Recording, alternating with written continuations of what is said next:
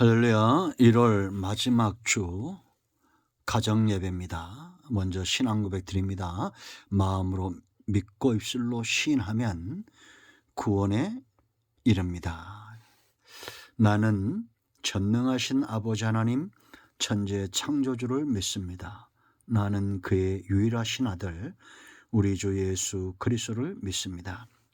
그는 성령으로 잉태되어 동정녀 마리아에게서 나시고 본디오 빌라도에게 고난을 받아 십자가에 못 박혀 죽으시고 장사된 지 사흘 만에 죽은 자 가운데서 다시 살아나셨으며 하늘에 오르시어 전능하신 아버지 하나님 우편에 앉아 계시다가 거기로부터 살아있는 자와 죽은 자를 심판하러 오십니다. 나는 성령을 믿으며 거룩한 공교회와 성도의 교제와 죄를 용서받는 것과 몸의 부활과 영생을 믿습니다. 아멘. 자, 말씀은 시편 119편 49절부터 56절까지 말씀을 보겠습니다. 49절입니다. 주의 종에게 하신 말씀을 기억하소서. 주께서 내게 소망을 가지게 하셨나이다. 이 말씀은 나의 고난 중의 위로라. 주의 말씀이 나를 살리셨기 때문이니다. 교만한 자들이 나를 심히 조롱하였어도 나는 주의 법을 떠나지 아니하였나이다. 여호와여, 주의 옛 규례들을 내가 기억하고 스스로 위로하였나이다. 주의 율법을 버린 악인들로 말미암아 내가 맹렬한 분노에 사로잡혔나이다. 내가 나그네 된 집에서 주의 율례들이 나의 노래가 되었나이다. 여호와여, 내가 밤에 주의 이름을 기억하고 주의 법을 지켰나이다. 내 소유는 이것이니 곧 주의 법도들을 지킨 것이니이다. 아멘. 기도하겠습니다. 은혜로우신 하나님, 영광과 감사를 올려드립니다.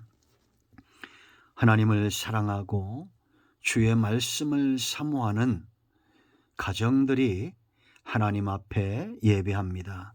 가정 예배 때 이 말씀을 통해서 큰 은혜가 임하게 하시고 무엇보다 깨닫고 믿음에 서서 하나님 우선 예배 중심, 말씀 중심의 삶을 사는 귀한 가정들 다 되게 하옵소서. 특별히 1월 한 달은 우리가 온전히 하나님께 드리는 11조의 달입니다. 예배하는 곳에, 말씀을 사모하고 은혜는 사모하는 곳에 하나님의 놀라운 축복으로 함께하여 주시옵소서. 예수님의 이름으로 사모하며 축복하며 기도합니다. 아멘. 자, 여러분, 신앙생활을 한다. 우리가 하나님을 믿는다. 예수님을 나의 구주로 영접한다. 이런 신앙생활은 어떤 것이라고 제가 말씀을 드렸습니까? 바로 눈이 떠지는 겁니다. 소경된 상태에서 이제는 밝히 볼 수 있는 존재가 되는 겁니다. 여러분, 우리가 보는 것, 듣는 것 믿지요. 내가 보지 못하고 듣지 못하고 만지지 못한 것은 믿을 수가 없습니다. 어떤 이들은 천국이 어딨냐라고 말합니다. 보지 못하기 때문입니다. 하나님이 어디 있느냐? 그 음성을 듣지 못하기 때문입니다. 그러나 우리는 믿음의 눈이 떠진 자들입니다. 그런데 신앙생활을 하면서 가장 먼저 눈에 떠지는 게 있습니다. 우리는 하나님이 우리를 복되게 하실 것도 믿고 다양한 것들을 우리가 믿음의 눈으로 바라보는데 정말 가장 먼저 눈이 떠져서 보고 확신 있게 믿어야 될 것은 뭐냐? 관계의 눈이에요.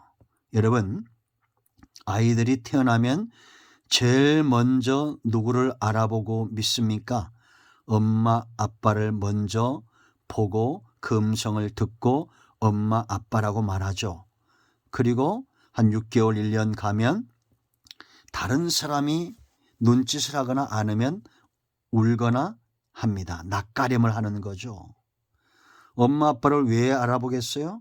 매일 보기 때문입니다. 그 음성을 매일 듣기 때문이고, 그리고 가르치잖아요. 엄마, 아빠 이렇게 가르치잖아요. 신앙도 똑같습니다. 누가 신앙생활을 잘하느냐? 제일 먼저 다른 사람들을 향해서는 낯가림이 있어야 돼요. 다른 신들, 잘못된 이단들에 대해서 우리는 철저하게 낯가림이 있습니다. 좋아하지 않습니다. 하나님과의 관계에 눈이 떠져야 됩니다. 지금 여러분 49절을 시작하면서 지금 우리가 이 119편은 말씀에 대한 찬양이죠. 그 깊이와 말씀에 나타난 하나님의 은혜를 알았기 때문에 사모함으로 바뀌고 이제는 찬송이 나오고 감사가 나오죠. 그러다 보니까 이제 49절 와서는 이 관계에 눈이 떠진 거예요. 뭐라 말합니까? 주의 종에게 그럽니다. 나는 종이고 하나님은 주인이다. 이 관계에 눈이 떠진 겁니다. 이것이 정말 축복입니다. 성도가 있죠. 이 관계에 눈이 떠지는 순간부터 삶이 달라집니다. 복을 누리게 됩니다. 여러분, 양은 목자를 잘 만나야 되고 종은 주인을 잘 만나야 되고 백성은 왕을 잘 만나는 게 복입니다.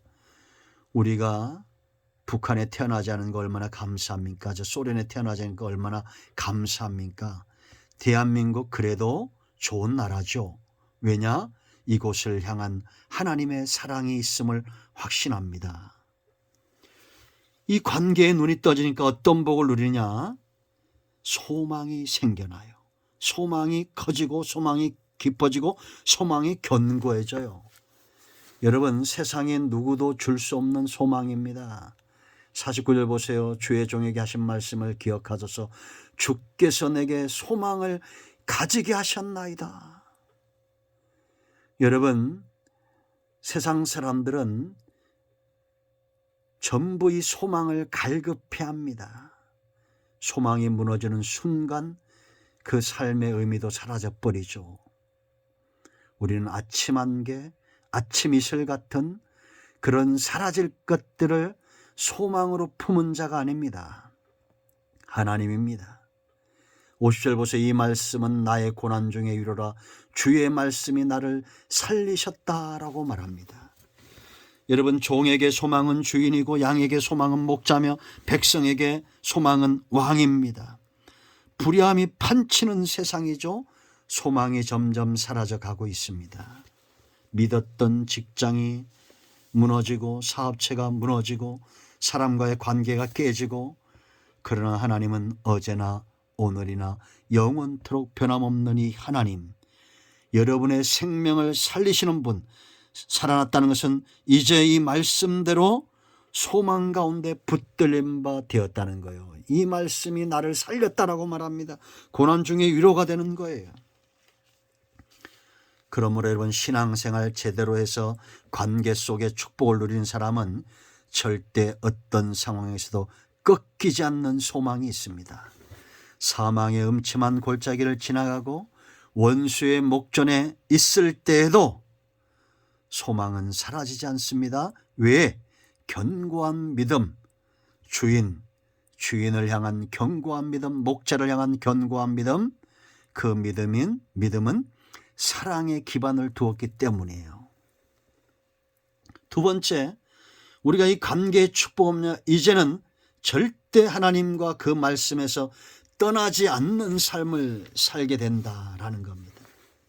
종은 주인의 말씀에서 떠날 수 없습니다. 양은 목자의 음성을 절대 떠나지 않습니다. 51절 보세요. 교만한 자들이 나를 심히 조롱하였어도 나는 주의 법을 떠나지 아니하였나이다. 주변에 이리들이 있습니다. 원수들이 있어요. 그들은 하나님의 말씀과 동떨어진 자들입니다. 우리는 그들의 비난소리, 조롱소리를 듣지 않습니다. 목자의 소리를 들어요. 52절 보세요. 여호와여 주의 옛 규례들 내가 기억하고 스스로 위로하였나이다. 조롱소리가 들리고 온갖 잡다한 소리가 들릴 때 이들은 하나님의 말씀을 기억하고 스스로 힘을 얻는 자들입니다. 53절 주의 율법을 버린 악인들로 말미암아 내가 맹렬한 분노에 사로잡혔나이다. 이거는 어떤 깊은 의미가 있느냐? 적극적으로 말씀에 충성하는 태도예요. 세상은 점점 말씀을 버립니다. 온갖 핑계를 대고 하나님의 말씀 중심으로 살지 않고 하나님 중심으로 살지 않고 주일 중심으로 살지 않습니다. 저도 목사이기 때문에 이런 분노가 일어날 때는 하나예요. 사람들이 너무 쉽게 말씀에서 떠난다는 겁니다. 여러분 정신 차려야 됩니다. 우리는 적극적으로 말씀을 버린 자들을 향해서 맹렬한 분노라는 것은 그들과 함께하지 않겠다는 겁니다. 하나님께도 충성된 삶을 살겠다는 거예요. 그러므로 여러분들 친구를 사귀어도 말씀을 사모하는 자들과 하나 되십시오. 말씀을 버린 세상은 쳐다보지도 마세요. 이것이 바로 아브라함이 누렸던 삶의 복이죠. 그는 가나안 땅, 약속의 땅, 말씀, 언약이 있는 땅 중심으로 하나님 중심으로 살기를 갈급해합니다. 그러나 그와 한 지붕 아래 있었던 조카 롯은 요단들을 바라보죠.